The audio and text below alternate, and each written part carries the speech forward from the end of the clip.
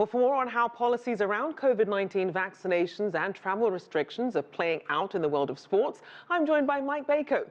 He's the sports editor for thedailynational.com. Welcome again in 2022. Always good to see you. So get us up to speed in terms of the latest on tennis star Djokovic and the events that are unfolding around the Australian Open. Sure. Well, at this point, right now, he is eligible to play. As we've been hearing, there's a lot of going back and forth from a perception standpoint, from a scientific standpoint, from a legal standpoint. Were the documents that he presented true? Was he infected with the virus on the 16th? But then by his own admission and by photographic evidence, he was at events on the 17th and 18th, unmasked around other unmasked people and around children. So there are a lot of steps to this story that are trying to be pieced together. Right now, he's playing. Right now, it's a big political firestorm that's kind of 1 foot in the PR firestorm, 1 foot in the political firestorm. And then, of course, there's obviously the health and safety ramifications of everything playing in a country that has over 90% of their citizens vaccinated. I mean, what does this really do to these sporting environments when you have this idea that there could be perhaps one rule for some while others who aren't able to travel or be with their families are having to be subject to these mandates? Sure. I mean, if it was Mike Bako, 162nd ranked player in the world, this would not even be a story because they wouldn't even be entertaining this. But when you have one of the all-time players, one of the all-time champions, one of the players that has dominated the tournament there, you make these dispensations for them. There's a lot of money on the line here when it comes to sponsorships, when it comes to ratings. There's a lot of things that are built into this. And right now, they're weighing the idea of, is it more important for him to play and to try to win another unprecedented title? Is it more important to hold to the standards that so many people have had to be under for so many months and years now? And then certainly just the other players. Will other players come out and say something about this? Other prominent players. We've not really seen it in the NBA or in the NHL where vaccinations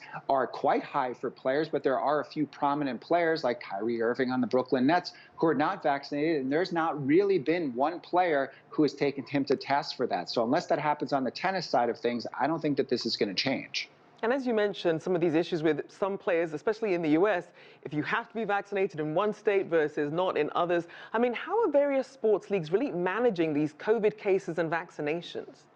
Well, right now, it's an interesting stat. The NBA just put out that over 70% of their players have a booster vaccine. So that's a pretty high number. Coming into this season, the NHL only had 4 players that were completely unvaccinated. They still don't have their booster statistics out. So when it comes to what the NBA is doing, what the NHL is doing, they're really making it quite punitive for players that are not vaccinated, that are not boosted, to come back out of health and safety protocols quicker, to have different sorts of rules when they're on the road in terms of where they can and can't go, who they can associate with outside of the arena. So those are some of the motivating factors that the league tried to instill at the beginning of this season to make as many players vaccinated as possible. But you did mention that one player. There is a prominent NBA player, Kyrie Irving, on the Brooklyn Nets, who is not able to play in New York, not only for his home team, the Nets, but also when he plays at Madison Square Garden against the Knicks. But he is able to play around the rest of the country. So he is only playing road games, if you could believe it. So obviously with some people testing positive, needing time to come back, what are the NBA and some of these other leagues doing to really ensure that players can still continue, that the season can still continue? We've seen some of these short-term contracts for unsigned players just to sort of fill in the spots. Yeah, so the NHL took an interesting tack. They actually went on pause. They just had COVID rip through so many teams that they were not able to have those short-term contracts, and they were just overall concerned about the entire health of the league. So they, at the end of the year, they went on a pause. Now they've come back and they still have had some positive tests here and there, but not as rampant as it was in December. If you looked at the NBA in December leading up to their marquee Christmas Day games and even after, you had 6, 7, 8 players on a team, sometimes even the coaches and the support staff who were going into health and safety protocols, players being called up out of the developmental league, free agents. The Boston Celtics found Joe Johnson, a former NBA veteran. He's 40+ years old to come back and play for a couple of games. Right now in the NBA, you're seeing this wave that has gone through the players somewhat subsided. So there are still players, prominent players in the health and safety protocols. Right now, you've actually seen that trickle down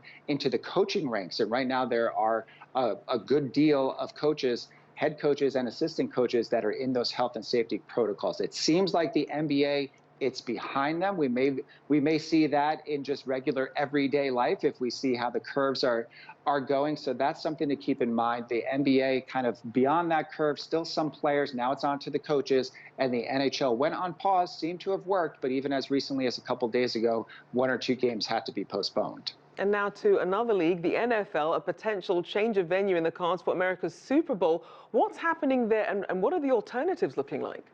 Potential change of the Super Bowl venue. The new stadium, SoFi Stadium in LA, $5 billion stadium. When you just say the words $5 billion and potential move, you could just take out the potential word and just say it's not moving. There would have to be some major spikes in cases, even beyond the huge spikes that they have right now to move this game. There's too much money on the line. They do probably have some backups because you never know. There needs to be contingency plans for natural disasters, other types of events. So the NFL always has a backup plan in case. But when it comes to the sort of local health laws and the state health laws, the NFL is still working with them hand in hand. Right now, there is a backup plan that they're not getting into too much detail on, but there have been no red flags to take the game out of LA unless things really get out of control. And they're pretty much out of control in LA right now. So it would really need to go to the next level where they don't want outside visitors coming, where they do put punitive precautions on bringing in 85,000 people into an indoor-outdoor arena like SoFi Stadium is. So there's still some things at play, but I don't think it's going to be moving.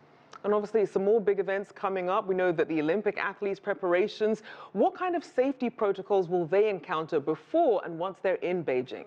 Well, if you want to go to the Beijing Olympics, you better be vaccinated. Otherwise, you're going to be put into a 21-day self-isolation quarantine. So this is not the type of quarantine where you could still go out for a walk, you could still go to the park if there's no one around. This is you are in a room by yourself, getting meals delivered to you for 21 days. If you're a world-class athlete, I could think of nothing that would ruin your preparations for the biggest event that you plan for every 4 years than having to go into self-quarantine for 21 days. So the main precautions right now are everyone in Beijing, they are trying to get a test done on them. They've done a closed loop system around the Olympic Village and closed off all of the Olympic venues right now. So what they are trying to do is have people come into almost a zero COVID environment and to keep it that way.